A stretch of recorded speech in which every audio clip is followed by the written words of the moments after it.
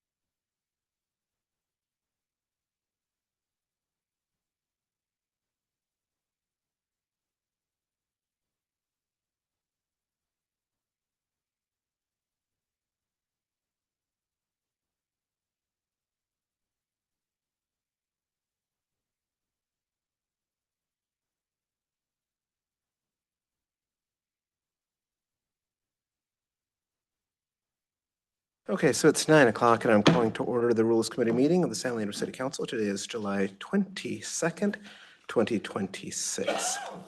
Madam Clerk, would you please call the roll to establish quorum? Councilmember Simon is absent. Councilmember Bond Present. and Mayor Gonzalez. Present. So we do have a quorum. May we have your public comment at this time, Madam Clerk? After each agenda item is presented, the mayor will ask for committee member comments and then take public comment. You will have 2 minutes for your comment. A countdown timer will appear for the convenience of the speaker and attendees. So our agenda today has one item to a cannabis policy next steps for discussion amongst the committee members present. Council member. There you go. I don't know if that's a demotion or what that is, but we've got our Deputy City Manager, Eric Engelbart, here to present on this item. Welcome. Good morning, Mayor, members of the Rules Committee, and members of the public joining us today. Appreciate the opportunity to present on this topic once again, on the topic of cannabis policy and proposed code amendments. And today's presentation does follow on our last discussion on this topic of the Rules Committee in May. Just as a reminder, and as we've shared previously, today's presentation does align with the City Council's adopted Economic Development Work Plan. Just a little refresher, some of the prior deliberations by this body as well as the City Council over the past year. There's been about, I think this is maybe perhaps about our 9th meeting on this topic. You will recall back in May of last year, in these chambers, the council ordered the 4th cannabis operating permit to Nug Wellness, and also directed staff to bring to the Rules Committee a potential expansion of the number of licenses and related processes for awarding them, and to treat other dispensary operators comparably. And that's really what initiated these discussions here in the Rules. Then from June through December of last year, the Rules Committee deliberated on the topic at about 3 meetings, and then that culminated last December when the Rules Committee directed staff to bring forward a package of proposed code amendments for full council consideration. Based on that direction, that package was considered by the full City Council at the March 9th meeting of this year. Ultimately, the council directed the project back to Rules Committee for further deliberation. Then this item, consistent with that direction, we brought forward the item in April. That was subsequently continued to the May meeting, and you can see those 3 bullet points at the bottom were some of the action items coming out of that meeting, including there was a desire expressed by this committee to drill in a little further on youth center definitions, as well as to share definitions from other jurisdictions. A copy of those definitions is included as an attachment to the agenda packet today that's available for public review as well on Meeting Central. The committee also asked for a legal analysis regarding the possibility of limiting cannabis dispensary permit awards in the future only to districts 3 and 5.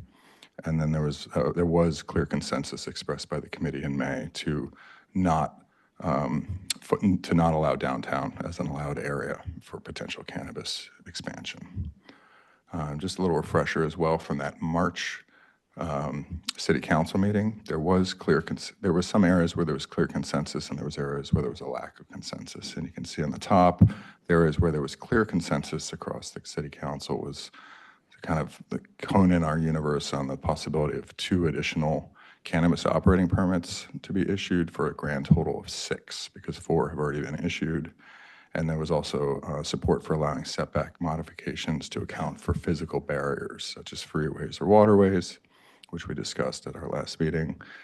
There was that lack of consensus on the sensitive use distancing requirements, as well as what potential zoning districts could be expanded to allow cannabis. And then at that time, the downtown discussion there was not a consensus. Also worth refresher here on youth center definitions. This should look familiar. We've presented this definition that we borrowed from the city of Alameda during our prior presentations on this topic.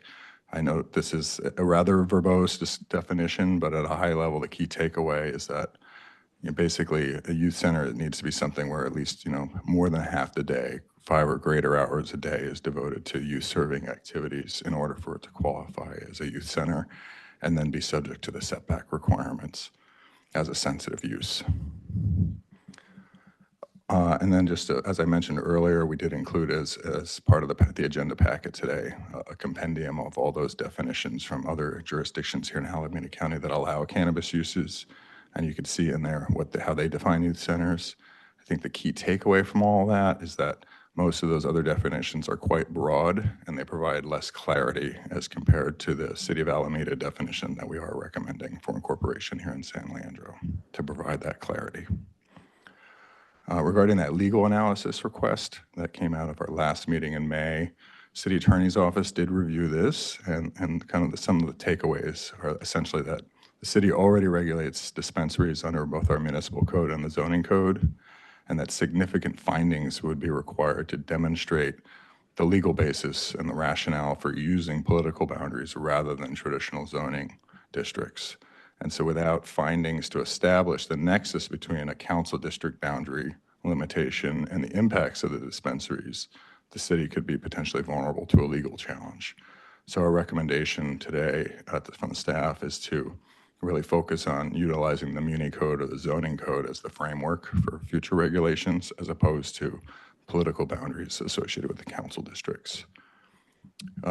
This chart should also look familiar. It's been included in all of our prior presentations as well, acknowledging there's a lot of information here, but again, I want to kind of focus in initially on these last two rows here, and you can basically see the existing distancing requirements here in San Leandro, and you can see the majority of them are about 1,000 feet from sensitive uses, and then that 500-foot residential setback as well. And you can see the staff recommended proposal is to basically align with the state and modify those 1,000-foot setbacks to the 600-foot setback, which is really the statewide typical standard.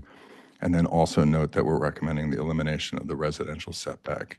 As we discussed at prior meetings, that setback has been particularly challenging because the vast majority of our commercial areas are inherently just adjacent to residential areas. So even though our current code says that certain commercial districts are allowed for cannabis, when you overlay that residential setback, it essentially creates a de facto prohibition in those areas in spite of the code saying that they are otherwise allowed. And you'll also note that the vast majority of other cities here in Alameda County that do allow cannabis uses do not have any residential setback, with the exception of Union City, which has that modest 100-foot setback. These maps should also look familiar to you as they've been included in the past presentations. You can see on the left. And again, with the caveat, these are estimated, these are estimates, these are not definitive, but this is our best estimate of the eligible parcels that would be available under the current map on the left, which shows in orange. And you can see the vast majority of those areas are kind of tucked away in our industrial zones. And then under the staff proposal, where we could potentially open up cannabis dispensary allowances in all of the commercial and industrial areas, you can see what that would look like in purple. Taking a note, of course, that per the direction at our last meeting in May, we could easily take out this section, the downtown area, which has its own defined DA or downtown area zoning. Through the zoning code, we could take that off the map. The reason why it's not shown in this version of the map is creating these maps is quite labor intensive for our GIS staff. And so we wanted to just await till we had final clarity of the recommendation before tasking those staff with modifying the maps. Kind of wrapping things up here with our last slide. Really what we're seeking today is direction from you all with a goal of hopefully our next stop being bringing this matter to the full council again for adoption of some proposed changes. But you can see there, we're looking for that direction on those distancing requirements, the youth center definition, clarity on which zoning districts to focus on, as well as that council district prioritization that came up last time. And that concludes our staff presentation. Happy to answer questions. Okay, so we're actually going to take public comment on this item, but I do want one quick clarification or confirmation. The council district prioritization, we've basically told that's likely to be illegal. Essentially. Okay, thank you. So we will come to public comment to hear from what you folks have to say on this topic, and then we will have our discussion, deliberation, further questions. Thank you, Mayor. We have received 2 comment cards presently. And our first speaker is Michael Colbruno, followed by Zed Schlott.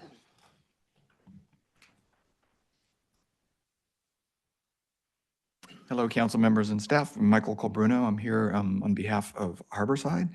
And first of all, I just want to thank the council, 9 meetings on this, for your thoughtful deliberation. And I also just want to point out, I do work in about 20 cities. You have the most professional, thoughtful, and responsive staff. So I just want to take a moment to commend them. Really appreciate the work that you do. At some of the last meetings, the big issue that was discussed was fairness. And that's, I think, what we're basically here to talk about today, to make some changes so that Harborside can secure another permit. A year has passed, and it would be nice to know where they can look to try to find a location. And I think that's really all that we're asking today. And on a personal note, I just want to say I've worked for Harborside for 16 years. I think you guys know they're a good operator, and they're community-based, and it'd be a nice addition here to the city of San Leandro. Thank you very much. Thank you. The next speaker is Zed Schlott.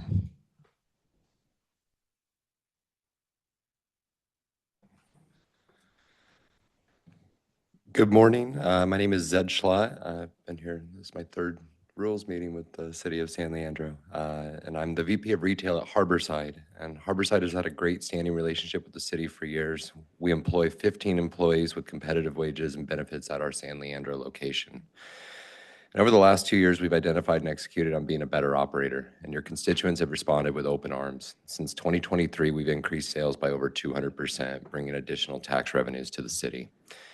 Unfortunately, it's nearly impossible to find compliant locations with the current setbacks and restrictions in place that wouldn't just steal from your current operators. San Leandro needs to capitalize on the cannabis deserts present in southern and eastern communities and seriously consider why they would want to leave money on the table that will inevitably go away when another jurisdiction becomes wise to the opportunity. We need to expand zoning, and Harborside needs certainty from the city in order to move forward with a real estate surge in a meaningful way. Thank you. Thank you. Mayor, there are no more comment cards at this time.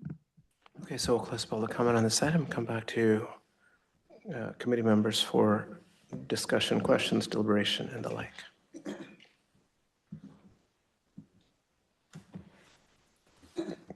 Councilmember Bowen.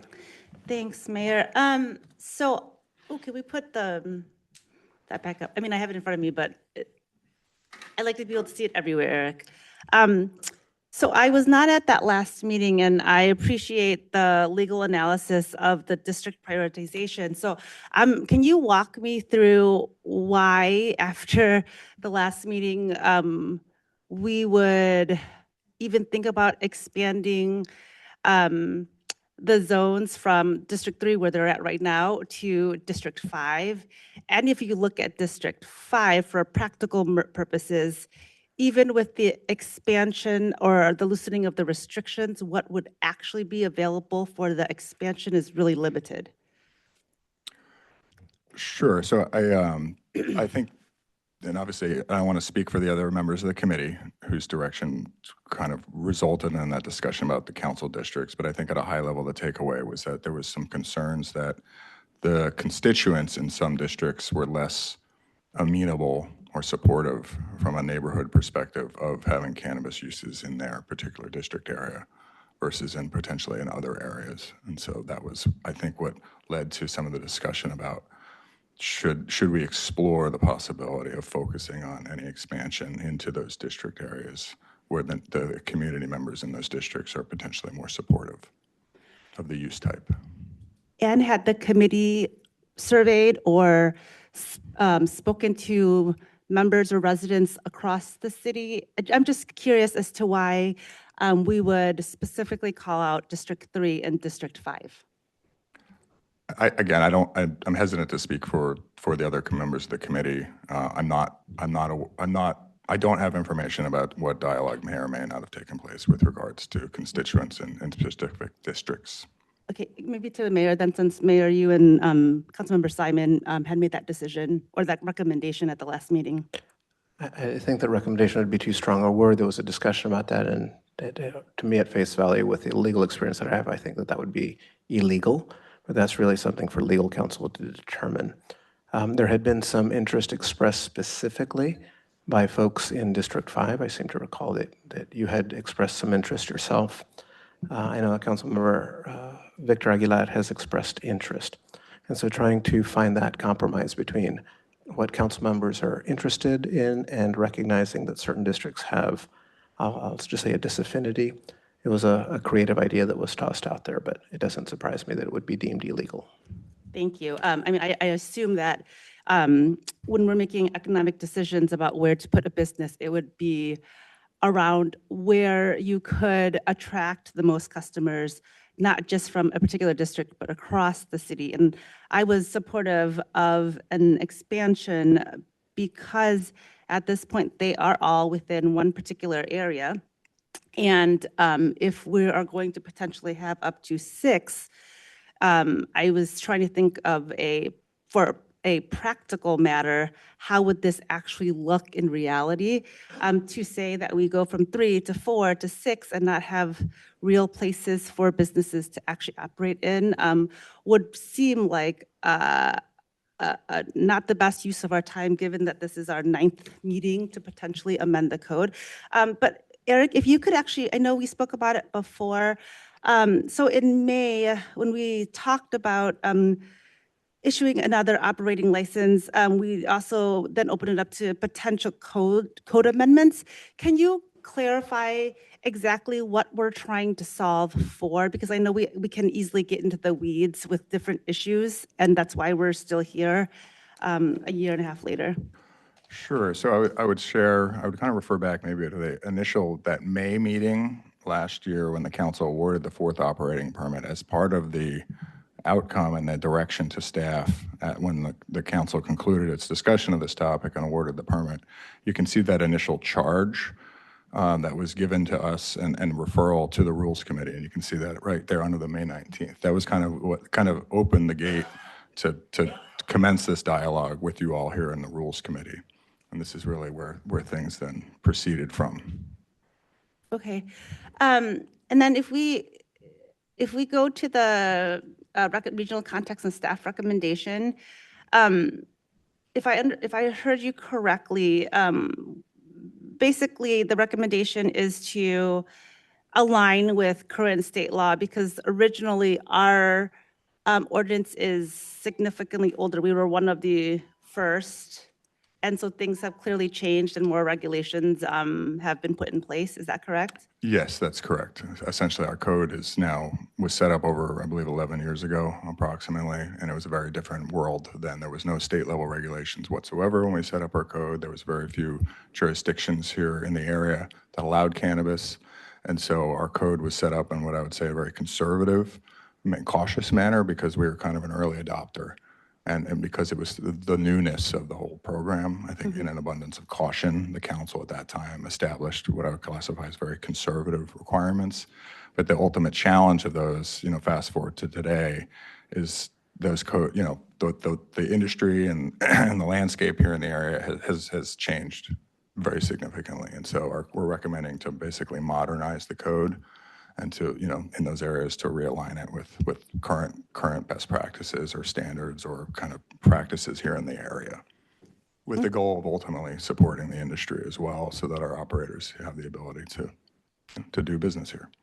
Great. I don't want to spend too much on time on this because we have already spent a lot of time on this, but I'm very supportive of just aligning it with state law. I think what Eric just mentioned makes complete sense. I appreciate us being able to go back and update because it has been significant amounts of time, and I also think that that's how you make good policy.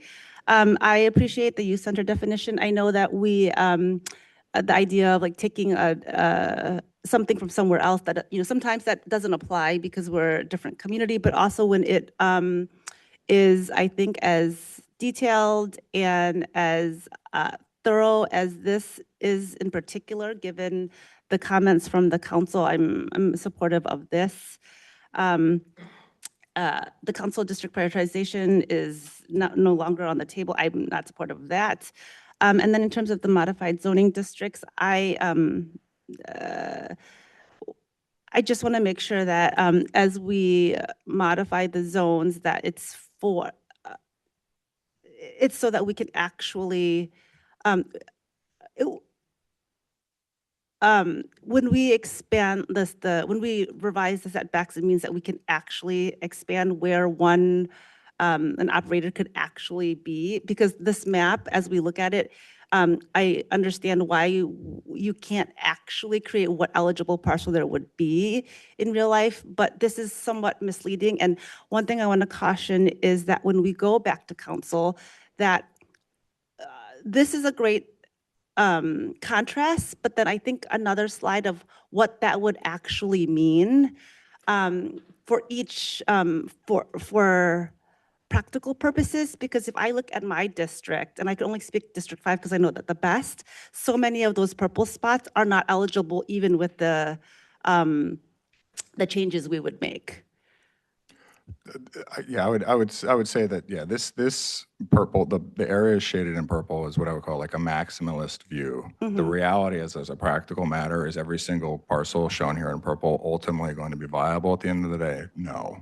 Right. And just as a function of the conditional use permit process, and that anyone, even if technically a parcel may appear initially viable on this map or per the modified distancing requirements or per the modified zoning, ultimately they have to go through a very robust discretionary process with a public hearing before the Planning Commission. And in addition to those requirements, those kind of objective standards, there's a whole litany of subjective findings that the Planning Commission has to make about just the general appropriateness of the site. Does it fit in with the neighborhood?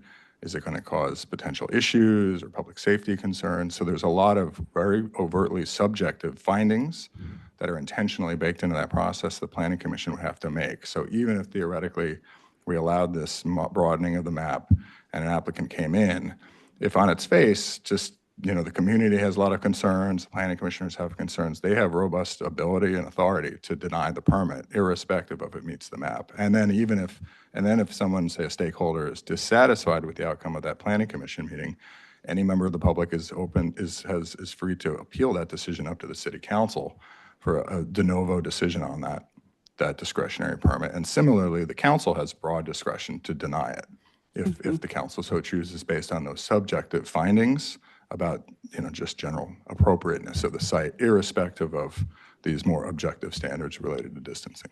Yeah, that would be my request, or just feedback for the council meeting, so that, one, to very clearly why we're here, which I appreciate, like the history of, and this is now the what we're being asked to do, but also just what viability of a location actually looks like.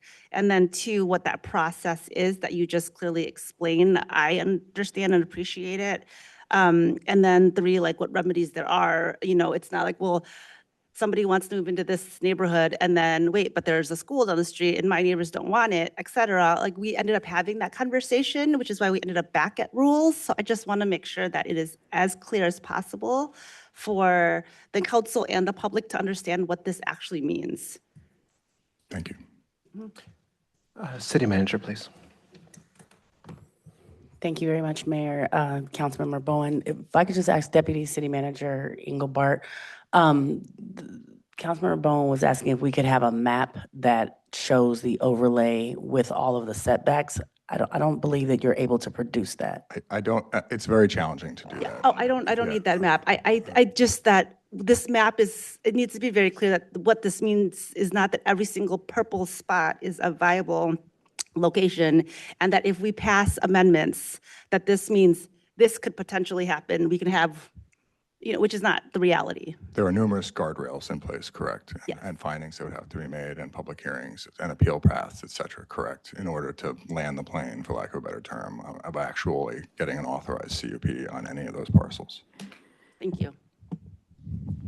To just explore that a little bit further, these are eligible, but we don't know, for example, if there's a youth center. Correct. We don't know, for example, because to actually understand that would involve looking at every single business. Correct. So it's Yeah, just it would at a be massively concept labor level, intensive. this is the zoning. Correct. Correct. And well, it's zoning and it does take into account some setback areas where it's clearly known. But the challenge is, again, particularly using that youth center as the example, we didn't even attempt to overlay that on the purple map because of, well, there's A, ambiguity in the definition currently. And then B, even with the new definition, it really is a case-by-case thing. It's really, we have to wait until we received an application that came in, and then we could really hone in on that particular when we have something real to respond to, and then we can really dive in on every single parcel within say, for example, 600 feet distance. What is the actual real-world impact, and are there any sensitive uses in that area? It's just when you do it citywide, it's, as you can imagine, it's just It's very difficult. labor-intensive. So does this map reflect the table on whatever page that is that has the table with the little print? Slide 10. That is the intention. Okay. That is the intention, yes. So in with the exception particular- of the youth center. Okay. And then, of course, keeping in mind that per the direction at the May meeting, it sounded like there was clear consensus among this committee to take off the downtown area, which is this basically purple blob here where the pointer is showing, which has its own codified zoning district called DA, which stands for downtown area. And so because that's by virtue of the zoning districts, it's legal, and the council could just say, don't include DA zoning as an allowed area, and that's legally compliant and something that's very straightforward because it has the downtown area has a clearly defined boundaries. Thank you. I did want to go to the I think Councilmember Bowen asked the question, what's the problem that we're solving for? As best as I can tell, there's not a problem that we're solving for. This is a comment, so there's really not a question there. We've had locations that have not been successful, but then when new operators, and by new operators, because there's constant legal change, the personnel involved with an operation keeps changing. So even though it has the brand name the same, the actual organization and the people involved keeps changing. So we've seen success at those locations. We had a location that went out of business twice, if I'm not mistaken, and is now successful. So I don't know that there's a problem that we're solving for, but there was a desire by the council to, I think, expand opportunity. And so it'll be an interesting question to see whether that expansion actually generates more revenue if a location opens. But I think that because it is a council priority, it is important for us to create those opportunities. I am a little bit unclear on the alignment with state law. What part of this is the alignment with state law piece? Thank you, Mayor, for the question. So this 600-foot is what I would classify as a state standard. Now, ultimately, because of the structure of cannabis regulatory framework in California, the state kind of has an overarching regulatory framework, and then localities and municipalities like San Leandro have broad autonomy to establish even more restrictive requirements if the local councils so desire to do so. And so we have broad autonomy in terms of the local regulatory framework that we want to layer over on top of those state regulations. And just the reason why we're recommending 600 feet is that's kind of like I would call like kind of the default standard statewide recommended by the Department of Cannabis Control at 600 feet. It's very common. And the challenge we have is because of our code being so dated, we were more conservative when we set it up over a decade ago. And then hearing feedback from our operators and others who've been, even in some cases, existing operators who wanted to just explore just removing their existing operation for their existing operating permit, they ran into a lot of challenges basically because of this map is so tight. And when you overlay all those requirements, and particularly the 1,000-foot setbacks, as well as that 500-foot residential setback, the feedback we've heard from the operators is that's extremely challenging because so many of our commercial areas are tucked in right immediately adjacent to residential areas because they're neighborhood commercial shopping centers intended to serve the residents of the area. And there's also, just from a traffic impact perspective, it makes it more walkable and accessible via means other than driving, right? So that you can serve the immediately adjacent neighborhoods. And I think that speaks to why virtually every other city in Alameda County that already allows cannabis does not have a residential setback because it's such a problematic, it's a challenging setback. And that's part of why, that's what informed the staff recommendation to just eliminate it and basically align with the majority of cities here in Alameda County that allow cannabis. So if I look at schools in particular, so a lot of them, they don't allow it in the city. So it's like infinitely far away from a school. And then for the other ones, the most common number that I see up there is 1,000 feet. Yes, here in this column, the schools column. Schools, yes. right. So is the primary motivation just alignment to the state? What informed staff recommendation is the state kind of has a generalized recommendation of 600 feet from sensitive uses, irrespective of the specific sensitive use. Just saying sensitive uses, the kind of standard is 600 feet. But again, localities, you're free to modify that if you so desire based on local conditions. Okay. So I'm trying to channel my inner Fred Simon, and just because we've had discussions, I am concerned about the schools in particular. I mean, for me, youth. So I just put that out there. I'm not quite sure. I have no problem in the end probably sending this on to the council, but that one is something that I will bring up again. So I don't want to create the impression that I'm excited about 600 feet from schools. Let's come back to, are there any categories that the state considers that we don't have up there? Not to my knowledge offhand. I could certainly drill in on that further Take that and as a verify to-do that. before we go off to council, because Yes. what I wouldn't want is we have set de facto something at 0 because it's not a condition that we've imposed that the state has guidance on. Youth centers. And maybe I'll begin with a discussion around conditional use permits. So does a permit go with the property, the legal entity that operates the business as an idea for a use at the location, or some other measure when we say there is a conditional use permit at location A? So conditional use permits, just by definition, are just really authorizing a particular land use type. And that permit is agnostic as to who actually operates that use type. So if a conditional use permit was issued by the Planning Commission, it's basically legally it's authorizing, okay, a cannabis dispensary, retail dispensary is authorized, this use type is authorized at this address and subject to X, Y, and Z conditions. We can condition, various things. But it's just the land use. It's not tied to who operates it. Company X, Company Y, Company Z. It doesn't talk. That's not part of the action. It's really just And is it a permanent condition associated with the address? As long as the use permit is in effect. So in some cases, conditional use permit could have a sunset date. It could be authorized for a finite period of time. In other cases, it does not have a finite period of time. But it can also sunset. There is a path forward for it to sunset if the use ceases.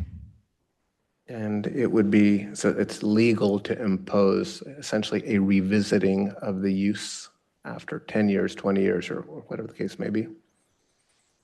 I'll defer to our planning manager, Waylon Lee, who's here on that. I don't know if I've seen that type of a condition, or the city attorney, actually. Thank you. Mayor, I'm getting the look. Generally speaking, the conditional use permit does run with the land. There are conditions that can be set by the city for time restrictions.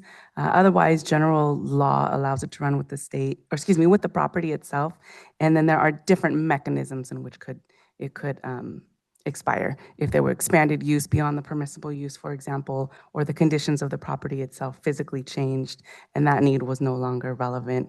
There are several different mechanisms in which it could expire, but generally speaking, it does run with the land. The reason that I ask is that, one of the concerns that residents express is, well, if we have a wonderful operator that shows up and the location is clean, beautiful, and blah, blah, blah, then I have no problem. But if it's going to be X, Y, and Z, I'm going to have a real problem with that. I'm trying to figure out how through what mechanism, without imposing significant cost on the city in terms of code enforcement and the like, because we definitely struggle in that realm, how is it that we can provide residents the assurance,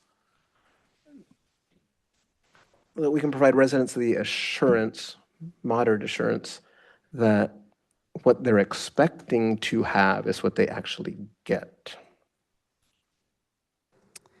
Thank you, Mayor. I think it's an interesting question, and I'll welcome staff's advice on this. I think it's important to separate the authority that allows the city to enforce. One hand, there's the conditional use permit, which sets forth the allowable use of the property. Separately is the business license, which sets forth, the operating and use. And the city would be able to enforce any violation of that business license through its code enforcement efforts. But we really need to separate if there's a violation by a property, I should say a business owner, under what mechanism or what authority are they operating permissibly or unpermissibly? And to just dovetail with the city attorney's comments, another layer to this that is unique to cannabis that is not applicable to other use types is this additional layer that we kind of briefly touched upon is the Muni Code also has this operator permit that's required to be issued by the city council directly to the business entity, and that has its own requirements, essentially. And so there's also some discretion there, and there is process in place that operator permit, the council has authority over that as well, which has, I think, more additional latitude as well in terms of potential rescission of a permit. So you have the conditions of approval of the CUP. If they violate them, that's grounds. If they cease to operate for a certain period of time and direction is provided to bring forward a rescission process, which is a public hearing. It's not just a de facto thing, but there is a process where we can bring forward a recommendation to rescind a CUP. And then there's also that municipal code requirement where the operator permit is issued. And if they're not following the requirements associated with that operator permit issued by the council, that's also grounds. So there is, I think to your point, Mayor, in terms of assuaging concerns from community members, I think our code requirements already do have a framework and various levers in which if an operator becomes problematic, that we do have tools in our existing regulatory toolkit to address that through our existing code requirements, and both in the Muni Code and the zoning code.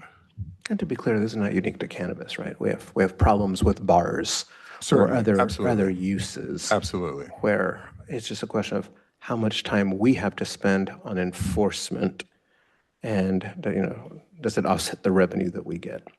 The last question that I have, or question comment, and then I'll come back to Committee Member Bowen. You're looking for our direction around sensitive use distancing, youth center definition, modified zoning districts.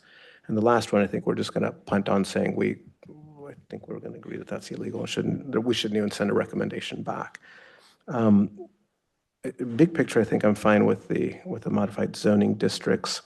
The youth definition, I'm still trying to figure out how this is going to work at a practical level. And so I'm going to pick suppose that I have a martial arts studio that runs after school from 3 to 9 o'clock, 3:30 to 9 o'clock.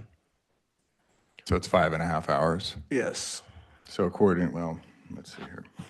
So it's obviously at the end of the day, well, here, let me back up before I try to opine on a hypothetical. What I would share is that we would first, if someone came in with an application for a dispensary, and knowing we're only talking about our universe at this point, is that maybe because assuming the council agrees that we're going to cap things out at 6, we're only talking about basically 2 more hypotheticals at this point. But if we have those folks were to come in for an application, they apply for a CUP, it would be submitted to the community development department, and then the first thing they would do is they would hone in on that property, and then they would look out 600 feet or whatever the final distance is, and just to really look at specifically what parcels fall within that boundary area and what are the uses going on there. And then if one is this hypothetical of a martial arts studio, we would then look at it through the lens of this language right here. And so I will say, now I would note that this definition does have references to, it says do not include martial arts. That's why I'm picking this one, because this is a very specific question that we talked about last time. Sure. And I'm not really sure that I still know the answer. So I'm not, because this is a pending question, it's a very real question. We've got strip malls with martial arts studios and dance studios and whatever, right?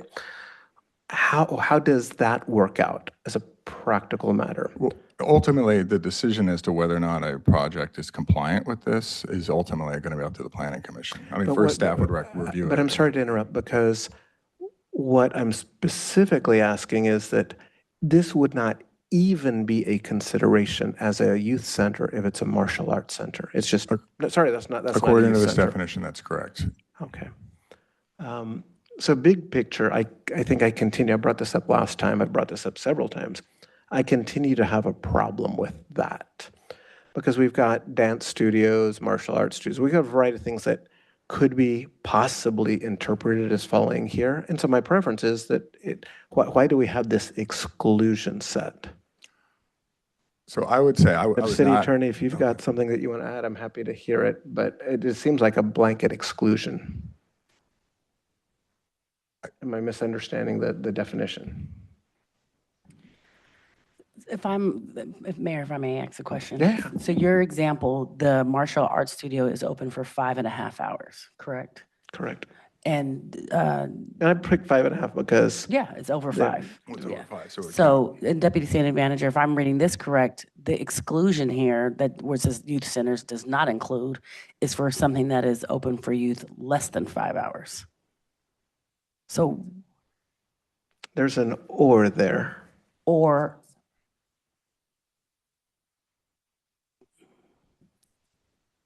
So it's not an and condition, it's an or condition. But either way, I mean, to me, it continues to be a complicated definition to understand. So I'm not a fan of this definition still. And I'd just like to be able to work through that and resolve that, button that down. Because to me, if we're going to say minors are present and you want to set just a general standard, the minors must be present for more than X number of hours, that's fine. Because that way someone doesn't open up a 1-hour shop and say, oh, once a week for 1 hour, I hold martial arts classes there. Guess what? You can't have a cannabis location. That's not fair.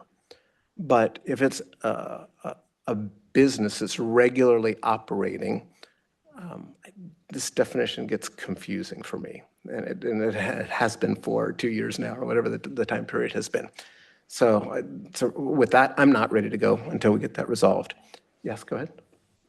I think to simplify, if you're making the recommendation that you'd like, and this is what we are hoping the committee to give us feedback on, that the definition does say something to effect where if you are a martial arts studio that offers services to youth under the age of 18 for more than whatever X number of hours you'd like to pick, then you are a youth center. We can do that. That can be the recommendation we put forward. The more prescriptive that we are, the more difficult that it becomes as a definition. Sure. And I certainly don't want to be creating that on the fly here from the dais. Okay. So I think I feel like I've brought this issue up specifically, and I don't believe that it's resolved. Again, this is not a crisis that's going to take forever to resolve, but I think we need to resolve that.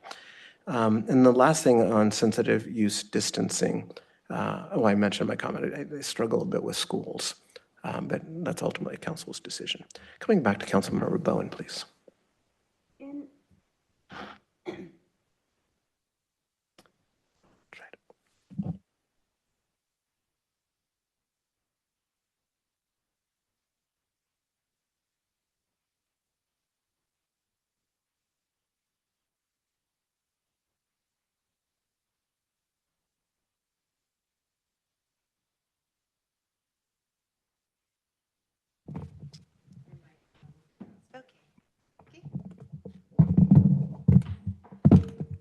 It's in my face. Thank you. Thank you, Mayor. In this definition or in the schools, where do daycares fall under?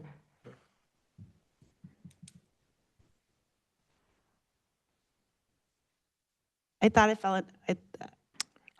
We can look into that. I don't know the answer offhand, but we can look Okay, into that. I just thought that would, in rereading it. Oh, there we go. Thank you. Okay, Oh, separate. caption. Got it, Thank got you.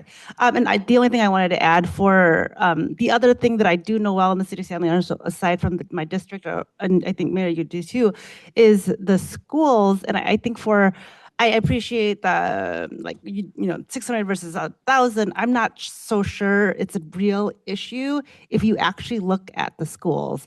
And so like Washington Elementary School has a daycare literally right next to it. Roosevelt Elementary School has a daycare 2 doors down from it.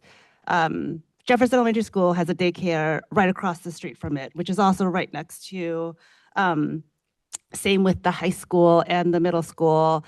John Muir and Halkeen also have, I think on Williams, there's like, daycares right near there. So I don't want us to sort of like get bogged down by something that is not actually an issue.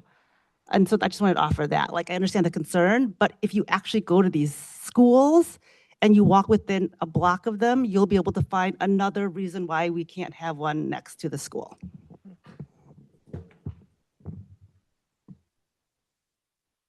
Okay, so I'll come back to Deputy City Manager, City Manager, whoever wants to weigh in on, so there have been some concerns, the youth center definition, you're asking for our guidance. I think the same basic question has come up. So I don't know what the path to hashing that out is, because I don't like to do that from the dais. So I'd appreciate. So what we can do is today say that when we take this to council next, say we don't have a recommendation from the committee on youth center, what they'd like on the youth center, what's provided. And then the council members can then come prepared to that meeting with whatever language they'd like to have added in the meeting. Or if the council, we do have an hour and 14 minutes left in this meeting, the committee meetings are where you put in what, and it's not that big of a thing. It's a paragraph or more. And so you could just now tell us what you'd like it to say, and then that could be the recommendation we take to council. But right now what I have is council district prioritizations is out because it's not legal.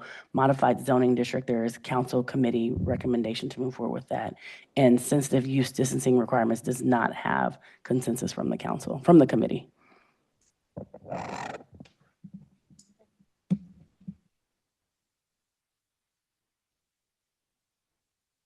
Oh, if you, it doesn't, to me, 600 versus 1,000 doesn't matter because in reality, it is not a problem.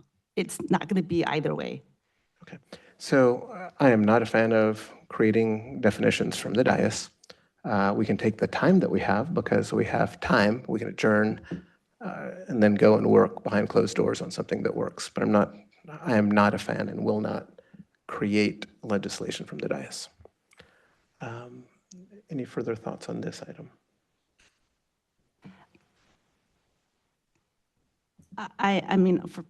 I'm fine with the youth-centered definition. So. Okay. Okay, so we'll continue working through that, and then we can send this to council when we've nailed that. Question? Yes. What do you? Can you clarify what you mean by we will continue to work on that and then send it to council? I'm not going to move this to council until I have that definition nailed down. And I think we can do that probably go back to council after we hear it here in September. I have no problem I have no interest in stretching this out, but I do not want to create definitions from the dais. May I ask one question? Yes, certainly. If we were just to modify this at the staff level and just make it explicitly clear that if a martial arts studio, is an operation greater than 5 hours? I do not that's support insufficient? going to council at this time. Okay. And so you're not going to get understand. consensus I to move understand. this on to council. Okay. City manager. Understanding what you're saying, Mayor, the staff needs direction from the committee to know what to bring back to the committee. Otherwise, we'll be having another meeting with the words being the same as we have had for the last few meetings. Okay, so right now we have resolved from the members present. I'm just talking about youth centers. I'm not talking about the other. Youth part. centers? Yeah, that's all. Well, anyone that wants to participate from the committee in a discussion on the youth center definition can participate in that discussion. We're going to work on it. Yeah, and in Mr. Engelbart's office. I just do not want to create that right here, right now, on the fly. I just want to be clear. So, Mayor, I'm okay with this definition. You are not okay with that definition. There are two of us, and your proposal is to say that we will just, instead of talking about what can be changed here, any member separately can go work with Eric to formulate that definition.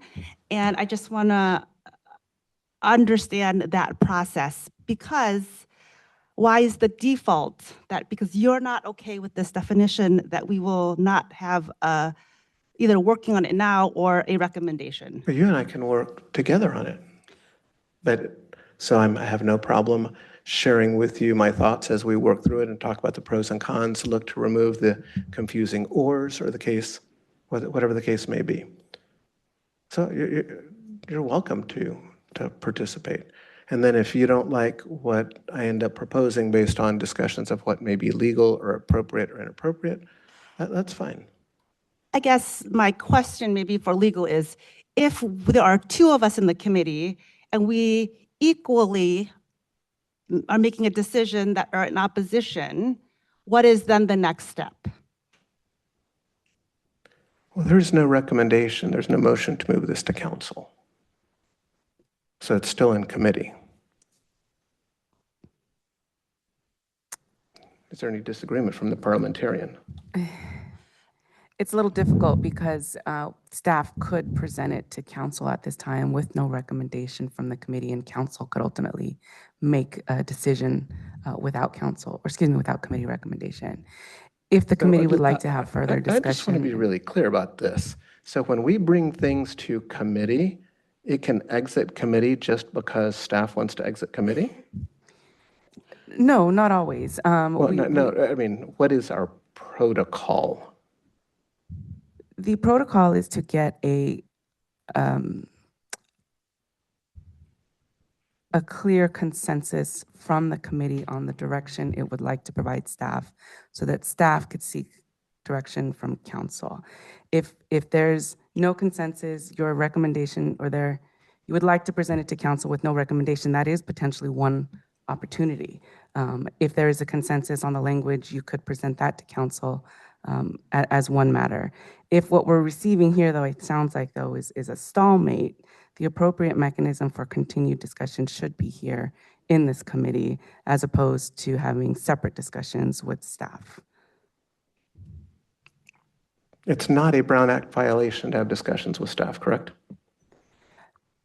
No, so long as those conversations are happening directly with staff and there are no, daisy chain communications or then further communications between the committee or the board or the council.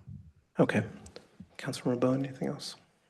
Can you clarify for me, Mayor? I understood the question around the martial arts center, but can you clarify what specifically, what else is missing for this, or where the? Not at this time. Okay.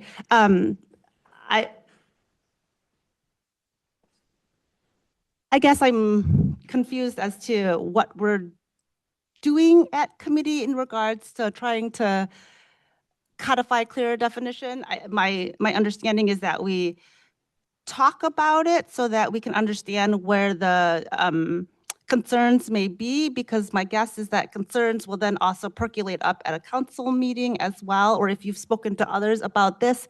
And I think for the purpose of transparency and also what we are to do at a committee meeting is to talk through these things. At least that's been my approach. If I am not comfortable with, if I am okay with this definition, or I do not understand what the other committee members have an issue with, I am not comfortable with another committee member working with staff to then try to change language.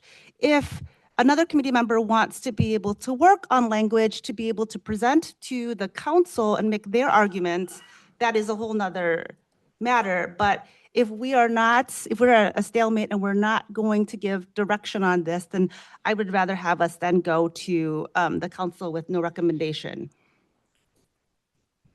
Understood.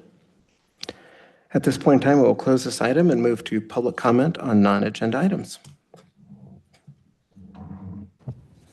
Mayor, we have not received any comment cards on non-agenda items. Okay, so we'll close public comment and go to committee member comments. Seeing none, the time is 9:55 and we are adjourned.